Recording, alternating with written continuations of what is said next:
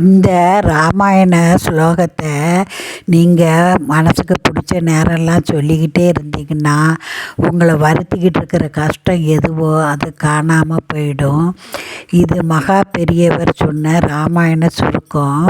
ஸ்ரீராமம் ரகுகுல திலகம் சிவதனு சாக்ரிகத சீதா ஹஸ்தகரம் அங்குல்யா பரணசோபிதம் ஆஞ்சநேய மாஸ்ரயம் வைதேகி மனோகரம் சகலகாரிய அனுகூலம் ஸ்ரீராமச்சந்திர பாலயமாம். இந்த ஸ்லோகத்தை நீங்கள் 10 தடவை சொன்னாலே மனப்பாடம் ஆயிரும்.